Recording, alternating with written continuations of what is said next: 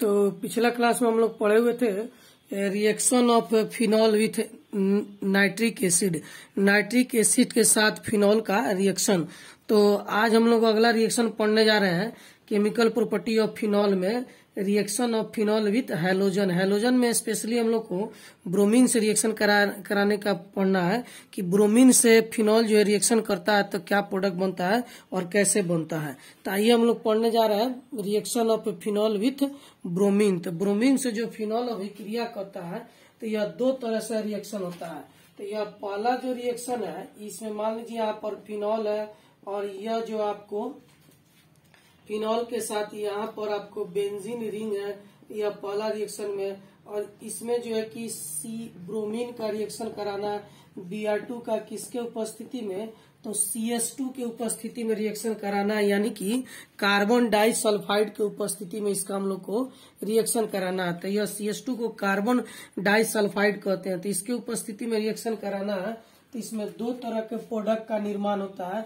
एक बनता है आपको यहाँ पर फिनॉल, और फिनॉल में एक बार यहाँ पर जो है कि ब्रोमीन जुड़ता है, ऑर्थो पर ब्रोमीन जुड़ता है, इसको ऑर्थो ब्रोमोफिनॉल भी कहते हैं। और इसको क्या कहेंगे, ortho bromophenol PHENOL, ortho bromophenol के नाम से इसको हम लोग जानते हैं। दूसरा क्या बनता है आपको यहाँ पर देखेंगे तो यह जो है कि दूसरा प्रोडक्ट बनता है OH, और यहाँ पर आपको बेंजीन रिंग, और यह जो बेंजीन रिंग है यहाँ पर ब्रोमीन आके जुड़ जाता है। तो इसका नाम है पारा ब्रोमोफिनॉल, पारा ब्रोमोफिनॉल। तो इसमें दो तरह के कंपाउंड का निर्माण होता है, एक ऑर्थो ब्रोमोफिनॉल और दूसरा पारा ब्रोमोफिनॉल। तो आइए हम लोग देखते हैं कि यह बना कैसे। हमारे बुक में सिर्फ यही दिया, इसका मैकेनिज्म नहीं दिया है। तो आते हैं इसका मैकेनिज्म देखने के लिए। तो आते हैं यहाँ पर हम लोग मैकेनिज्म देखने के लिए। तो मैकेनिज्म में क्या होता है, यहाँ पर OH ग्रुप है और यहाँ पर जो है कि फिनॉल है। तो मैकेनिज्म जो है कि दो स्टेप में होता है। यहाँ पर लिखते हैं स्टेप फर्स्ट। यह स्टेप फर्स्ट है, दो प्रोडक्ट बनता है, एक और एक दो। तो मैकेनिज्म भी दो स्टेप में होगा। स्टेप फर्स्ट में यहाँ पर आपको H है, इसका रिएक्शन कराते हैं Br2 से। तो Br2 को हम लोग ऐसे भी लिख सकते हैं, Br2 को Br और फिर Br लिख सकते हैं। यहाँ पर H और किसके उपस्थिति में, तो CS2 के उपस्थिति में। तो यहाँ पर क्या होगा, यहाँ से एक H और एक Br, HBr यहाँ से आपको बाहर निकल जाएगा। तो यहाँ से एक H एक Br बाहर निकल जाएगा, यह ब्रोमीन आके यहाँ पर जुड़ जाएगा। तो कंपाउंड इस तरह से बन जाएगा आपको OH, यहाँ पर बेंजीन रिंग, और बेंजीन रिंग में यहाँ पर एक ब्रोमीन आकर, यह ब्रोमीन यहाँ पर आकर जुड़ गया, और एक H और एक Br, HBr बन के यह बाहर निकल जाएगा। तो इस प्रकार से हम लोग देखते हैं कि ऑर्थो ब्रोमोफिनॉल का निर्माण हो चुका। तो ये ऑर्थो ब्रोमोफिनॉल का निर्माण कैसे हुआ, तो आप ध्यान देंगे कि यहाँ पर जो है कि एक H एक Br बाहर निकला और दूसरा Br जाके जुड़ गया। तो यह स्टेप फर्स्ट का मैकेनिज्म था। अब आते हैं स्टेप सेकेंड। तो यहाँ पर लिखते हैं स्टेप सेकेंड। तो इसमें क्या हो क्या कि फिनॉल का रिएक्शन कराते हैं हम लोग। यहाँ पर फिनॉल का रिएक्शन कराते हैं किसके साथ, तो फिनॉल का रिएक्शन कराते हैं ब्रोमीन के साथ। तो ब्रोमीन को ऐसे हम लोग लिख देते हैं किसके उपस्थिति में, CS2 की उपस्थिति में। तो एक बार यहाँ से H और यहाँ से Br, HBr जो है कि बाहर निकलता है, यह ब्रोमीन आके यहाँ पर जुड़ जाता है। तो क्या बन जाएगा, OH यहाँ पर, फिर यहाँ पर आपको बेंजीन रिंग, और यह बेंजीन रिंग में यहाँ पर आपको ब्रोमीन जुड़ जाएगा, एक H और एक Br, HBr बन के यहाँ से आपको बाहर निकल जाएगा। तो इस प्रकार से हम लोग देखते हैं कि रिएक्शन ऑफ फिनॉल जो करा रहे हैं विथ हैलोजन के साथ, तो इसमें दो तरह के प्रोडक्ट बनते हैं, एक ऑर्थो ब्रोमोफिनॉल और दूसरा पारा ब्रोमोफिनॉल। तो कैसे बना उसका दो प्रोडक्ट है, इसीलिए दो मैकेनिज्म बताया गया। एक बार यहाँ से H एक Br बाहर निकलेगा और यह ब्रोमीन आके यहाँ पर जुड़कर यह प्रोडक्ट बना लेगा। उसी तरह एक बार पारा से H और Br बाहर निकलेगा, यह ब्रोमीन आके यहाँ पर जुड़कर यह प्रोडक्ट बना लेगा। तो इसमें दो तरह का मैकेनिज्म बताया गया क्योंकि दो प्रोडक्ट बना है। तो यह है ब्रोमिनेशन ऑफ फिनॉल। जब भी हम लोग कराते हैं CH2 की उपस्थिति में तो ऑर्थो और पारा ब्रोमो फिनॉल का निर्माण होता है। इस बात को आप लोग ध्यान रखेंगे। अब सवाल यह है कि यह जो है कि ब्रोमीन जो है ऑर्थो और पारा पर ही क्यों जुड़ता है। तो आइए इसको भी हम लोग देखते हैं कि ब्रोमीन ऑर्थो पारा पर क्यों जुड़ता है। तो यहाँ पर देखेंगे आप लोग कि फिनॉल में जब रेजोनेंस होता है तो रेजोनेंस के कारण ऑर्थो और पारा पर इलेक्ट्रॉन का डेंसिटी यानी कि घनत्व क्या होता है, बढ़ जाता है। और ब्रोमीन जब टूटता है तो इन दोनों के बीच में जो बॉन्ड बना रहता है Br2, एक ब्रोमीन और दूसरा ब्रोमीन Br2 तो यहाँ से टूटता है तो टूटेगा तो एक ब्रोमीन अलग और दूसरा ब्रोमीन अलग, दोनों ब्रोमीन अलग अलग हो जाएंगे। तो इस प्रकार हम लोग देखते हैं कि इस ब्रोमीन के पास 2, 2, 4, 2, 6, 7 इलेक्ट्रॉन है। इसे इलेक्ट्रॉन की कमी है और इसे भी इलेक्ट्रॉन की कमी है। तो यह वहीं पर जाके जुड़ेगा जहां पर इलेक्ट्रॉन अधिक है। तो रेजोनेंस के कारण फिनॉल में इलेक्ट्रॉन का डेंसिटी कहाँ का अधिक होता है, तो ऑर्थो और पारा पर। इसीलिए यह ऑर्थो और पारा पर अटैक करता है। यहाँ से हाइड्रोजन को हटाता है, एगो H और एक Br बाहर निकलता है, दूसरा ब्रोमीन जाके उस पर जुड़ जाता है। तो यह ऑर्थो और पारा पर क्यों प्रोडक्ट बना, क्योंकि ऑर्थो और पारा पर इलेक्ट्रॉन की डेंसिटी अधिक होता है और इस ब्रोमीन को इलेक्ट्रॉन की कमी होती है। इसीलिए यह वहीं पर अटैक करता है जहां पर इलेक्ट्रॉन अधिक पाया जाता है। तो यह था आपको ब्रोमिनेशन ऑफ फिनॉल। अब आइए ब्रोमिनेशन ऑफ फिनॉल में दो तरह का हम लोग का रिएक्शन पढ़ना है। एक रिएक्शन पढ़ना है क्या कि आपको जो है कि ब्रोमीन जो रिएक्शन करता है तो यह CH2 के उपस्थिति में। दूसरा रिएक्शन पढ़ना है ब्रोमीन वाटर की उपस्थिति में। तो आइए हम लोग अब दूसरा रिएक्शन पढ़ने जा रहे हैं ब्रोमिनेशन ऑफ फिनॉल का, reaction of phenol with bromine water. तो यहाँ पर जो रिएक्शन है वह रिएक्शन है reaction of phenol with bromine water. यह दूसरा रिएक्शन है आपको फिनॉल का जो है कि हैलोजन के साथ। तो आते हैं ब्रोमीन वाटर के साथ यह रिएक्शन करता है तो क्या प्रोडक्ट बनता है। तो ब्रोमीन वाटर का मतलब हुआ कि यहाँ पर आपको जो है कि ब्रोमीन वाटर का मतलब हुआ कि यहाँ पर 3 मोल ब्रोमीन लेना होगा, यानी कि 6 ब्रोमीन यहाँ पर रखना होगा। तो 6 ब्रोमीन है तो एक H एक Br बाहर निकलेगा, फिर यहाँ से एक H एक Br बाहर निकलेगा और एक H और एक Br यहाँ से बाहर निकलेगा। तो 3 मोल HBr बाहर निकलेगा और 3 ब्रोमीन जो है कि आके ऑर्थो पर और पारा पर यहाँ पर आकर जुड़ जाएगा और यह जो है कि इस तरह का प्रोडक्ट का निर्माण करेगा। तो यहाँ पर OH हो गया। फिर यहाँ पर हम लोग देखेंगे तो यहाँ पर बेंजीन रिंग हो गया और इस बेंजीन रिंग में आपको एक बार ब्रोमीन यहाँ पर जुटेगा, दूसरा बार ब्रोमीन यहाँ पर जुटेगा और तीसरा बार ब्रोमीन आपको यहाँ पर जुटेगा। यहाँ से क्या होगा कि एक H एक Br, फिर एक H एक Br और एक H एक Br, यहाँ पर 3 HBr क्या हो जाएंगे आपको बाहर निकल जाएंगे प्रोडक्ट के रूप में। तो यह ब्रोमीन वाटर से जब रिएक्शन कराते हैं फिनॉल का तो ऑर्थो और पारा पर ब्रोमीन जाकर जुड़ जाता है और 3 HBr बाहर निकल जाता है। तो यह था ब्रोमिनेशन ऑफ फिनॉल। अब आइए अब फिनॉल का हम लोग अगला रिएक्शन पढ़ते हैं। तो यहाँ पर देखिएगा फिनॉल का हम लोग अगला रिएक्शन पढ़ने जा रहे हैं, कोल्वेज रिएक्शन। तो फिनॉल के केमिकल प्रॉपर्टी में अगला रिएक्शन है कोल्वेज रिएक्शन। तो कोल्वेज रिएक्शन किसे कहते हैं, जब फिनॉल का रिएक्शन हम लोग किसके साथ कराते हैं, जब फिनॉल का रिएक्शन हम लोग कार्बन डाइऑक्साइड के साथ कराते हैं NaOH की उपस्थिति में तो सैलिसाइलिक एसिड या 2 हाइड्रोक्सी फिनॉल का निर्माण होता है। इसी रिएक्शन को हम लोग कोल्वेज रिएक्शन कहते हैं। तो कोल्वेज रिएक्शन जो है कि काफी इंपॉर्टेंट रिएक्शन है। यह एक नेम रिएक्शन है क्योंकि इसे वैज्ञानिक के नाम से जाना जाता है। तो फिनॉल का जो केमिकल प्रॉपर्टी है इसमें 2 रिएक्शन काफी इंपॉर्टेंट है। पहला रिएक्शन जो है कि कोल्वेज रिएक्शन और दूसरा जो है कि राइमर टाइमर रिएक्शन। यह दोनों रिएक्शन एक नेम रिएक्शन है। इन दोनों रिएक्शन को हर एक एग्जाम में कभी ना कभी कहीं ना कहीं इसको पूछा जाता है।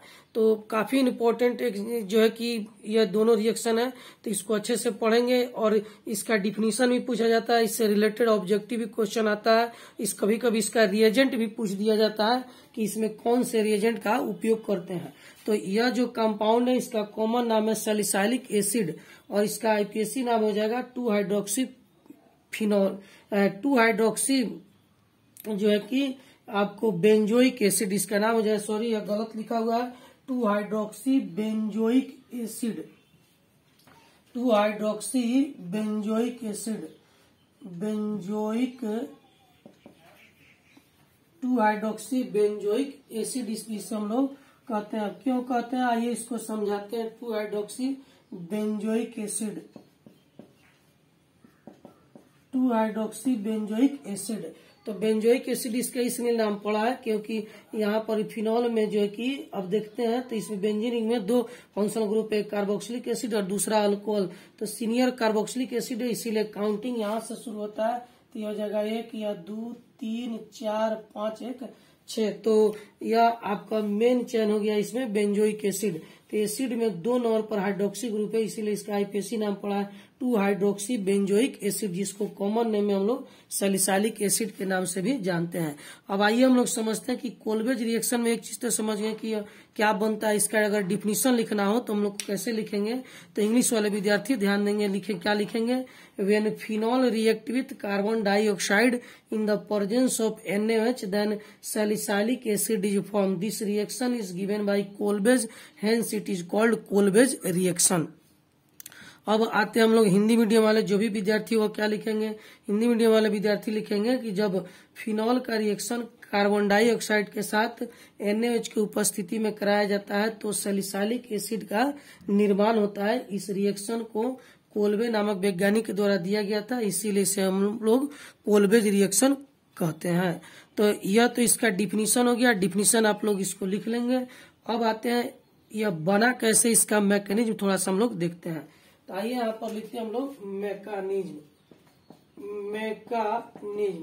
तो मैकेनिज्म हम लोग क्या करते हैं, यहाँ पर देखते हैं कि यह आपका फिनॉल है और यह फिनॉल का रिएक्शन, यहाँ पर फिनॉल है और फिनॉल का रिएक्शन कराना है किसके साथ, तो CO2 के साथ कराना है। किसके उपस्थिति में, तो NaOH की उपस्थिति में कराना है। तो यह इसका मैकेनिज्म, एक मैकेनिज्म आपको बुक में दिया गया, एक बिल्कुल शॉर्टकट तरीका से बताया जा रहा है ताकि आप इसको अच्छे से समझ में जाए। तो यहाँ पर देखिए, यहाँ पर जो है कि आपको एक H रहता है हर बेंजीन रिंग में, प्रत्येक कॉर्नर पर जो है कि यहाँ पर H रहता है। इसको इसलिए दिखाया जा रहा है क्योंकि इसका यह रिएक्शन में भाग ले रहा है, इसका उपयोग अभी होगा। तो यहाँ पर लिखते हैं जब रिएक्शन करता है तो यहाँ पर क्या बनता है, OH और यह रहा आपको बेंजीन रिंग। तो OH और बेंजीन रिंग बन गया। अब इस CO2 को हम लोग ऐसे लिख सकते हैं, यहाँ पर COO लिख सकते हैं। CO2 को यहाँ लिख दिया COO।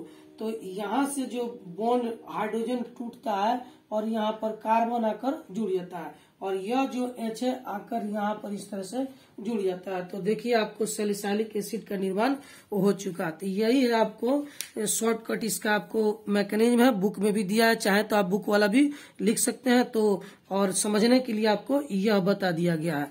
तो इसमें क्या है कि कोल्वेज रिएक्शन को अच्छे से ध्यान देंगे और इसका डिफिनीशन लिख लेंगे। अब आइए हम लोग चलते हैं कोल्वेज रिएक्शन के बाद हम लोग अगला रिएक्शन, इंपॉर्टेंट रिएक्शन है राइमर टाइमर रिएक्शन। तो आइए उसको भी देख लेते हैं, राइमर टाइमर रिएक्शन। तो आइए इसको देखते हैं, राइमर टाइमर रिएक्शन। तो राइमर टाइमर रिएक्शन पढ़ने से पहले आपको जो है कि बुक का जो मैकेनिज्म है वह भी यहाँ पर अथवा में बताया गया है। दोनों में से जो आपको अच्छा लगे उसको लिख लेंगे। तो बुक का क्या मैकेनिज्म है कि फिनॉल पहले NaOH से रिएक्शन करता है तो NaOH में से OH और H जल बनकर बाहर निकल जाता है। यहाँ पर लिख देते हैं हम लोग -H2O, यह जल बनकर बाहर निकल जाएगा और यह Na जाके O के साथ जुड़कर यह प्रोडक्ट बना लेगा। अब दूसरा स्टेप में क्या होता है कि यह रिएक्शन करता है CO2 और H2O से। तो OH और Na यहाँ पर NaOH बनकर बाहर निकल गया, यह H आके यहाँ पर जुड़ के यहाँ पर OH बना लिया और उसके बाद यहाँ पर CO2 जो है यहाँ पर COO और एक H यहाँ पर जाकर जुड़ के यह सैलिसाइलिक एसिड का निर्माण कर लेता है। तो बुक का मैकेनिज्म आपको यह है, उसमें क्या करता है कि पहले NaOH रिएक्शन करता है, फिर यह फिनॉक्साइड सोडियम फिनॉक्साइड बनता है और सोडियम फिनॉक्साइड CO2 से रिएक्शन करता है तो फिर सैलिसाइलिक एसिड और NaOH क्या होता है, बाहर निकल जाता है। तो बुक का भी मैकेनिज्म क्लियर है, आपको दोनों में से जो मैकेनिज्म अच्छा लगेगा उसको लिख लेंगे। अब आइए हम लोग शुरू करते हैं राइमर टाइमर रिएक्शन। तो यह भी एक नेम रिएक्शन है, इसको ध्यान देंगे। तो यह जो रिएक्शन है इस रिएक्शन का नाम है राइमर टाइमर रिएक्शन। तो यह फिनॉल का अगला रिएक्शन है राइमर टाइमर रिएक्शन। तो राइमर टाइमर रिएक्शन बहुत ही इंपॉर्टेंट रिएक्शन है, यह एक नेम रिएक्शन है। अब इसमें होता क्या है, इसका क्या डिफिनीशन होता है, तो आइए हम लोग देखते हैं।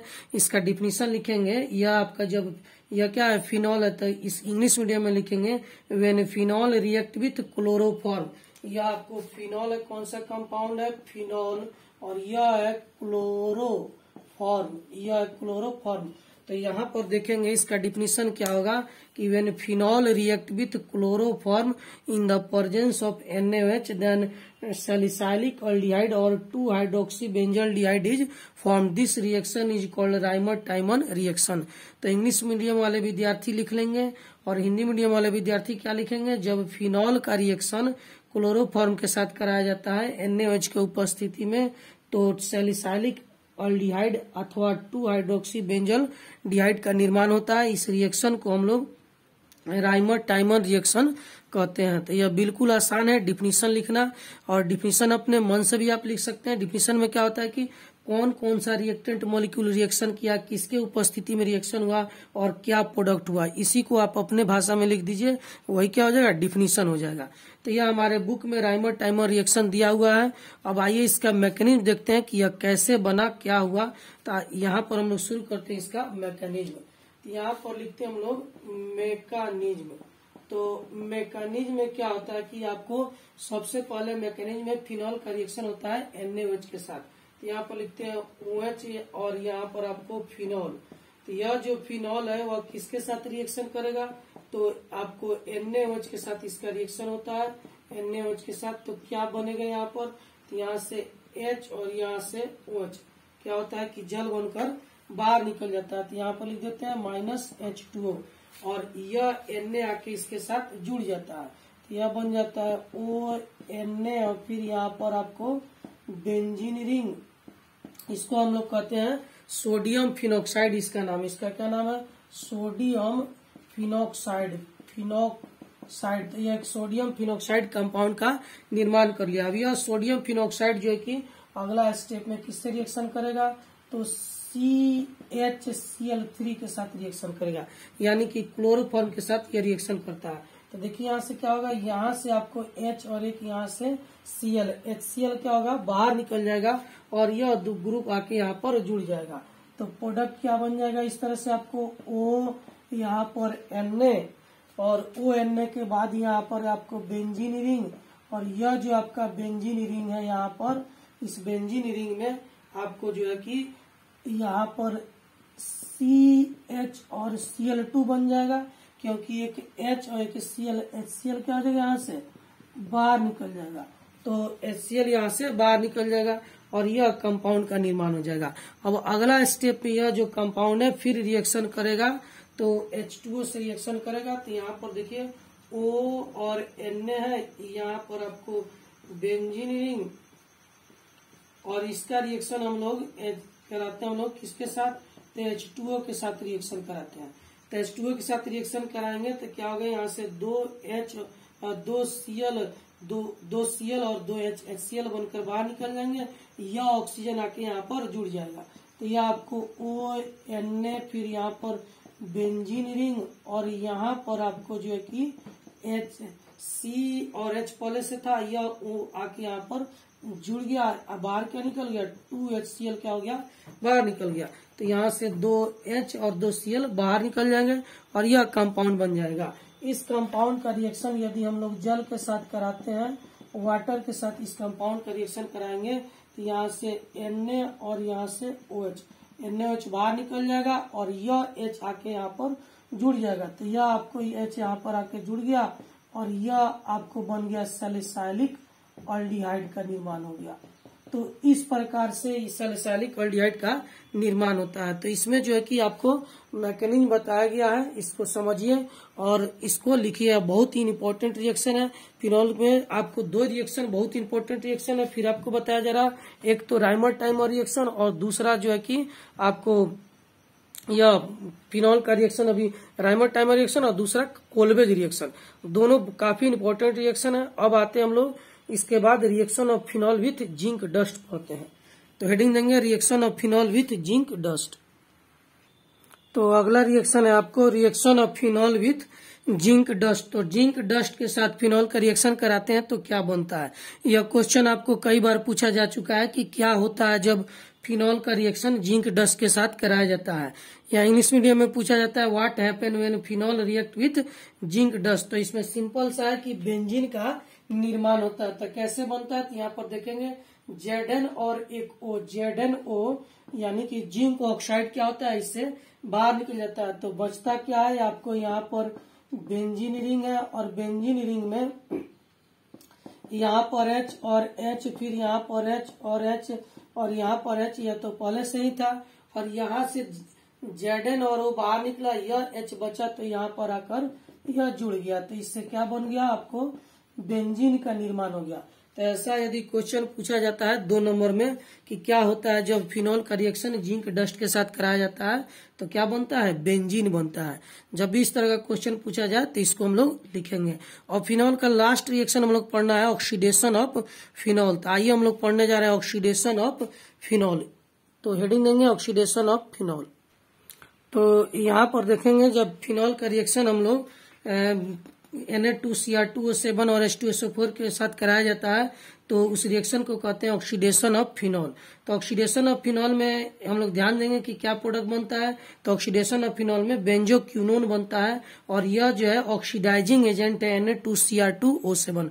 तो जब भी हम लोग फिनॉल का ऑक्सीडेशन करते हैं तो बेंजोक्विनोन बनता है। यही हमारे बुक में दिया, इसका मैकेनिज्म नहीं दिया, लेकिन थोड़ा सा आपको समझने के लिए बता देते हैं कि यहाँ पर यह बॉन्ड कैसे बना। तो आइए हम लोग देखते हैं थोड़ा सा इसका मैकेनिज्म।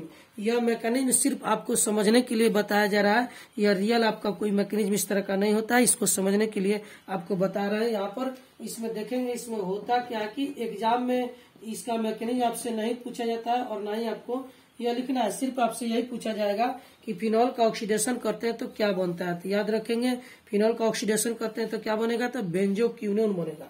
तो यहाँ पर हम लोग देखते हैं कि इसमें होता क्या है कि फिनॉल का जो रिएक्शन कराते हैं किसके साथ कराते हैं हम लोग, Na2Cr2O7 के साथ कराते हैं। तो यहाँ पर ऑक्सीडेशन कराते हैं। तो यहाँ ऑक्सीडेशन कराते हैं तो यहाँ पर लिख देते हैं O, और ये ऑक्सीडेशन करा रहे हैं यहाँ पर और किसके उपस्थिति में, तो Na2Cr2O7 की उपस्थिति में। तो इसमें होता क्या है कि यह जो ऑक्सीजन आकर यहाँ पर जुड़ता है तो इसको जुड़ने से पहले जो है कि यहाँ से यह बॉन्ड इस तरह से टूटता है। तो यहाँ से यह बॉन्ड आपको टूटेगा इस तरीका से। तो इस पर माइनस H पर क्या हो जाएगा, प्लस, और यहाँ से आपको जो है कि यह बॉन्ड टूटेगा इस तरीका से। तो क्या हो जाएगा कि इस पर जो है कि माइनस और इस पर प्लस हो जाएगा। तो अगला स्टेप में यह क्या बन जाएगा आपको, यहाँ पर O और यह रहा आपका बेंजीन रिंग, और इस बेंजीन रिंग में यहाँ से एक H निकलता है और एक H आपको यहाँ से भी निकलता है। तो पहले इसको समझ लीजिए फिर आगे हम लोग बढ़ते हैं। तो यहाँ से निकलेगा तो इस पर माइनस, इस कार्बन पर प्लस, यहाँ पर डबल बॉन्ड बन जाएगा और यहाँ पर बनेगा माइनस, यहाँ पर इस तरह से बॉन्ड रहता है और यहाँ पर आपको H प्लस रहेगा। तो अब इसमें होता क्या है कि आपको यह जो ऑक्सीजन है वह फिर आपको रिएक्शन करता है। तो इसमें आगे हम लोग बढ़ते हैं, इसका ऑक्सीडेशन कराते हैं। तो इसमें क्या होता है कि यहाँ से यह बॉन्ड टूटता है इस तरीके से। तो इस पर प्लस और इस पर माइनस, यहाँ बॉन्ड बन जाता है, यहाँ क्या बन जाता है, माइनस चार्ज बन जाता है। तो यह आपको इस तरह से बॉन्ड बना लेता है आपको ऑक्सीजन, फिर यहाँ पर डबल बॉन्ड, यहाँ पर बेंजीन रिंग, यहाँ पर बॉन्ड है, इस पर प्लस और इस पर माइनस, यह बॉन्ड बना लिया। यहाँ पर इस तरह से यहाँ पर डबल बॉन्ड बन गया और यहाँ पर आ जाएगा आपको माइनस चार्ज। तो यहाँ पर देखेंगे यहाँ पर क्या कौन सा चार्ज आ गया, माइनस चार्ज आ गया। तो यहाँ पर माइनस चार्ज के साथ साथ पहले से एक हाइड्रोजन भी है, अब यहाँ पर आ गया माइनस चार्ज। इस हाइड्रोजन को हम लोग यहाँ पर जो हाइड्रोजन था जिसको नहीं लिखा गया था तो यहाँ पर हाइड्रोजन रहता है। तो यह हाइड्रोजन जो है कि यहाँ से फिर आपको इस तरह से यहाँ से यह हाइड्रोजन टूट कर बाहर निकलता है। तो देखेंगे ध्यान देंगे कि यहाँ जो H प्लस है और यहाँ जो H माइनस है यह दोनों बाहर निकलेंगे। यहाँ पर H प्लस बचा, यहाँ पर H माइनस, यह H2 और एक ऑक्सीजन जो यहाँ से हम लोग लेके चले हुए थे। यहाँ पर वास्तव में 2 ऑक्सीजन रहता है ऑक्सीडेशन में, यहाँ पर 2 मोल ऑक्सीजन रहता है। तो यहाँ पर जो है कि 2 मोल ऑक्सीजन रखते हैं। तो यह जो ऑक्सीजन रिएक्शन करता है तो आप देखेंगे यहाँ से H और H2 और वो O, H2O बन के क्या हो जाएगा, बाहर निकल जाएगा। तो अगला स्टेप में यहाँ पर H2O बन के यह बाहर निकल गया। तो यहाँ से आपको H और H2 है वो OH2 बन के बाहर निकल गया।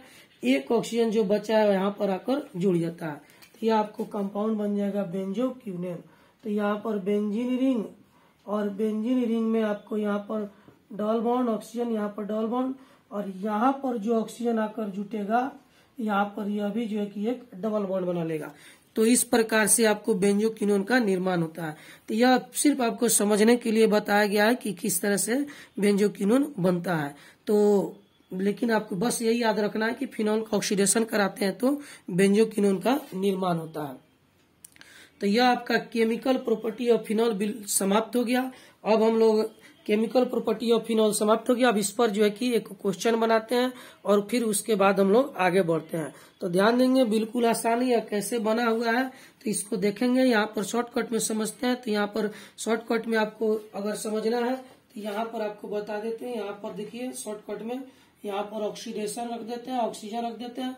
तो इसमें होता क्या है शॉर्टकट में बिल्कुल समझ लीजिए। यहाँ से H और H2 आएगा, OH2 बन के क्या हो जाएगा, बाहर निकल जाएगा, और एक ऑक्सीजन यहाँ पर जुड़कर यह बना लेगा बेंजोक्विनोन। तो आपको ऐसे समझना हो तो समझिए, नहीं तो ऐसे समझना हो तो समझिए।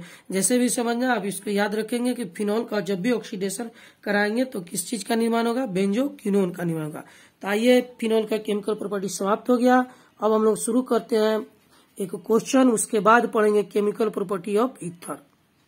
तो यहाँ पर देखेंगे आपसे क्वेश्चन पूछा गया है कि the attacking particle present in Rymer Tiemann reaction is, Hindi medium में इसको कह सकते हैं कि राइमर टाइमर रिएक्शन में निम्नलिखित में कौन सा अटैकिंग पार्टिकल का उपयोग किया जाता है।